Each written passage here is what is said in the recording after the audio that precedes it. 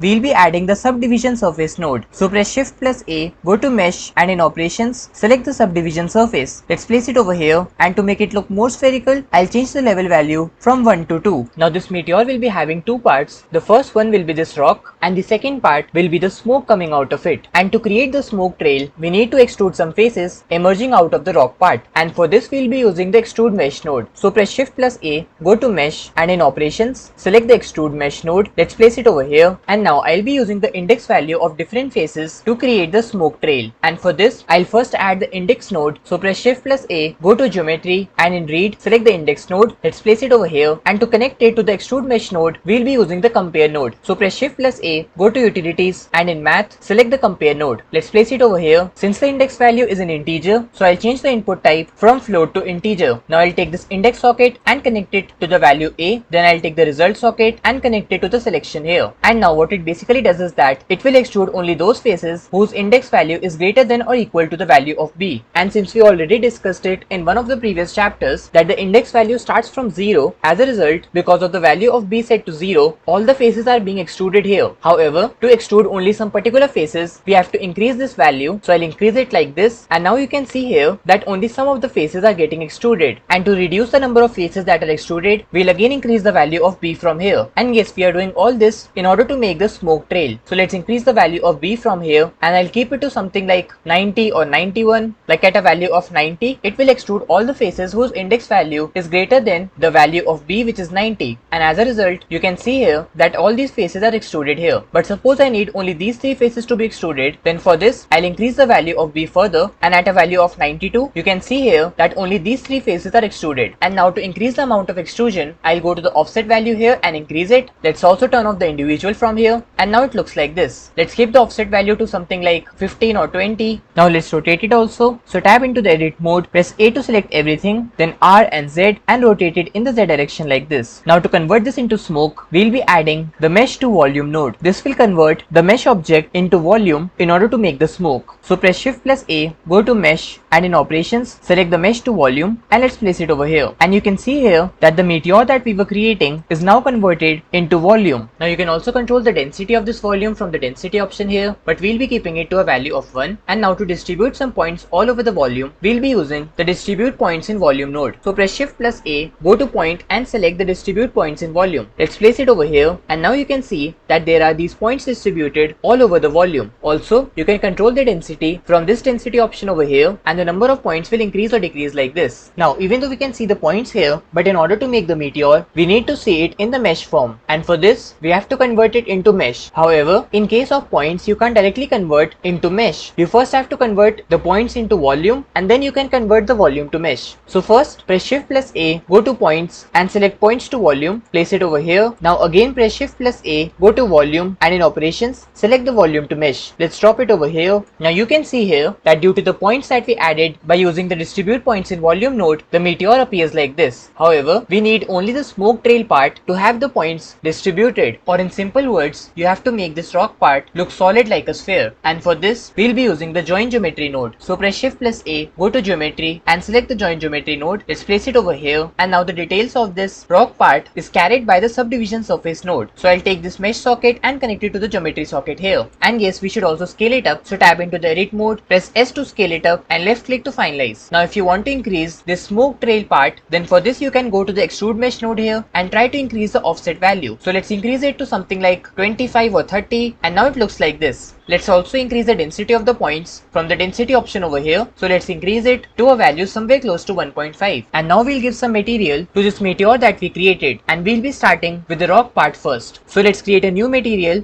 in the material properties. And to apply this material to the rock part, we'll be adding the set material node here. So press Shift plus A, go to material and select the set material node, and we'll place it after the subdivision surface node. Now click here and select the material. And now moving to the creation of the material, let's convert this window to the shader editor. So click on this icon and select the shader editor from here. And now for the material, we'll be adding the Musgrave texture. So press Shift plus A, go to texture and select the noise texture. Let's place it over here. And to convert it into the Musgrave texture, simply turn off the normalize option here. To view the texture, hold on Ctrl Shift and left click on the noise texture. And now here we have the Musgrave texture, or basically this noise texture with the normalize option turned off, applied to the rock part. And now to give it some texture of fire, I'll first connect the principal BSTF in this node system. Then I'll go to the emission and connect this factor socket to the emission strength. Now I'll go to the color option here and let's change it to yellow color. However, as you can see here, the texture doesn't look realistic at all. And to fix this problem, I'll go to the noise texture here and try to increase these values. First of all, I'll increase the detailing to its maximum value of 15. Then I'll go to the roughness and let's increase it to something like 0.8 or 0.9. Now the texture is starting to look better. Then if I go to the scale option and increase it, the texture will begin to change like this. Let's keep it to a value of somewhere close to 10. And now if you want to increase the emission strength of the yellow color, then for this you can use the map range node. So press Shift plus A, go to converter and select the map range, and we'll drop it over here. Now with the help of this 2 max value, you can control the emission strength of the yellow color. If you want very high emission strength, then you can increase it to something like 20 or 30, but we'll be keeping it to a value of something around 5 or 10, and here it looks perfect. And now moving towards the material for the smoke part, we'll go to the material properties and create a new material. Let's also change its name to smoke, and in the shader editor, instead of the principal BSTF node, we'll be using the principal volume node. So press X to delete it, then press Shift plus A, go to shader and select the principal volume node. Let's place it over here and connect the volume socket to the volume of the material output. Now the reason why you can't see the smoke material here is that we have not added any set material node in the geometry nodes editor for this smoke material. To add it here, I'll create a duplicate of this set material node by pressing Shift plus D. Let's place it here for a while, and we'll be connecting it after the volume to mesh node. So let's drop it over here and change the material to the smoke material. It appears like this because currently we have turned on the Eevee render engine, but to see the smoke material properly, we have to change the render engine to cycles. So go to the render properties and change the render engine from Eevee to cycles. Now the smoke is visible here. We'll be reducing its density to a much lower number from the principal volume option here. So let's keep it to something like 0.1 or 0.2, and to give it some color, you can go to the emission color option here, and suppose I change the color to yellow or orange, then the emission color will change. However, since the value of emission strength is 0, as a result you can't see the color of emission here. So let's increase it to a slightly higher number like 0.1 or 0.2, and now the color of emission is slightly visible on the smoke that we created. Let's keep it to a mix of yellow and orange, and to make it look better, we can increase the black body intensity option here. So if I increase it to something like 20 or 25, then now it looks like this. Now although it looks good, but there are still some changes that we can do here in order to make it look better. For example, we can cover this entire rock part of the meteor with fire to make it look better. And for this, go to the geometry nodes editor, and we'll be adding the set position node. So press Shift plus A, go to geometry, and in right, select the set position node. We'll drop it in between the subdivision surface node and the extrude mesh node. And now to cover it up entirely with fire, we'll basically use this node by giving some random offset values to the position of different vertices. And to do this properly, we'll be adding a vector math node here. So press Shift plus A, go to utilities, and in vector, select the vector math. Let's place it over here, connect the vector socket to the offset, and for the first vector, we'll be using the position node, and for the second vector, we'll be using the random node. So press Shift plus A, go to geometry, and in read, select the position node. Let's place it over here and connect it to the vector socket. To make the offset random, we'll be using the random value node. So press Shift plus A, go to utilities, and select the random value node. Let's place it over here and change the input type to vector. Let's connect it to the second vector, and now this is how it looks. You can use the maximum values in the random value node to change the way how the meteor looks. So let's keep it to something like 7 or 8, and now this is how this meteor is looking right now. And if you want to make it look better in terms of the fire color, then you can go to the emission color and change it to more of orange color. Then I'll increase the emission strength to a higher number like 7 or 8. Let's also reduce the black body intensity to something like 1 or 2, and this will give an explosive look to the meteor in the scene. Let's keep the emission strength to something like 5, and now it looks like this. Also, if you want to expand the smoke trail that we created here, then for this you can go to the extrude mesh option here and try to increase the offset value from here. So if I increase it to something like 35 or 40, then the length of this smoke trail will increase. Let's also increase the density from the distribute points in volume node. So we'll keep it to something like 1.6 or 1.7, and now it looks like this. So it completely depends upon you about which color you need and the emission strength. If you reduce it, it looks like this, and if you increase it to a higher value, the amount of emission will increase, and this will give it more of an explosion like appearance. I'll be keeping it to somewhere near 4 and 5, and you can also try to control the density with this density option here. And with this, our scene is now looking perfect, so we'll finalize this, and you can try to move this meteor by pressing G, and when I move it away, you can see here that there's no displacement or any effect on the buildings, but if I bring it closer to them, then at some point they begin to break off and show the destruction effect like this. You can even try to create an animation out of it, like initially you can fix the position of this meteor here, and then it will move towards the buildings like this, and then the buildings will explode. So try to do different things with this. You can change the parameters of the smoke shader, then you can also change the number of faces that will extrude to form this smoke trail with the help of the greater than option here. Then you can also use the offset value here to increase or decrease the length of the smoke trail. So try to play around with these values, try to create a simple animation out of it, and yes, it might be possible that you couldn't memorize the function of each and every geometry node right now, but you don't need to worry, because in most of the cases you won't be needing all the geometry nodes together. It's always advisable to understand the reason of adding any node, and if you understand that properly, then you will get a proper knowledge of that particular geometry node, and this will help you to master the geometry nodes in Blender. And yes, this brings us to the end of this chapter. So our next chapter will be the chapter number 39, Geometry Nodes, Creating a Sci-Fi Corridor. So don't forget to subscribe to our channel, press that notification bell so that you can get timely updates about the upcoming chapters. Thank you for watching, and we'll see you in the next one.